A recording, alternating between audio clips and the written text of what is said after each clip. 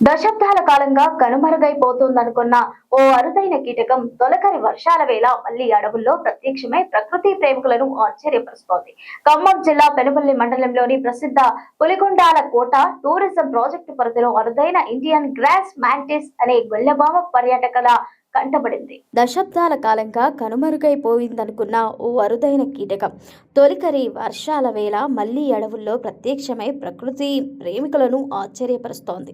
ఖమ్మం జిల్లా పెనుబల్లి మండలంలోని ప్రసిద్ధ పులిగొండాల కోట టూరిజం ప్రాజెక్టు పరిధిలో అరుదైన ఇండియన్ గ్రాస్ మ్యాంటిస్ అనే గొల్లభామ పర్యాటకుల కంటపడింది. సత్తుపల్లికి చెందిన ఒక పర్యాటకుడు అడవిలోని వెదురు చెట్లలో కలిసిపోయి ఉన్న ఈ వింత కీటకాన్ని గుర్తించారు.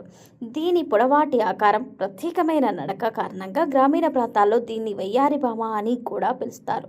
గడ్డి మైదానాలు, దట్టమైన అటవీ ప్రాంతాల్లో ఇవి ఎక్కువగా నివసిస్తాయి. ఈ గొల్లభామ కేవలం చూడటానికి అందంగా ఉండటమే కాదు, మన రైతులకు మేలు చేసే ఒక గొప్ప మిత్ర కీటకం. పంటలకు తీవ్ర నష్టం కలిగించే రకరకాల పురుగులు, హానికారక కీటకాలను ఇది ఆహారంగా తీసుకుంటుంది. తద్వారా ఎలాంటి రసాయన మందులు వాడకుండానే సహజ సిద్ధంగా కీటకాలను నియంత్రిస్తాయి, పంటలను రక్షిస్తోంది. రసాయన ఎరువుల వాడకం వల్ల కాలక్రమేణా అంతరించిపోతున్న ఇలాంటి మిత్ర కీటకాలు మళ్ళీ పులిగుండాల అటవీ ప్రాంతంలో కనిపించడం పర్యావరణ సమతుల్యతకు శుభసూచకమని నిపుణులు హర్షం వ్యక్తం చేస్తున్నారు.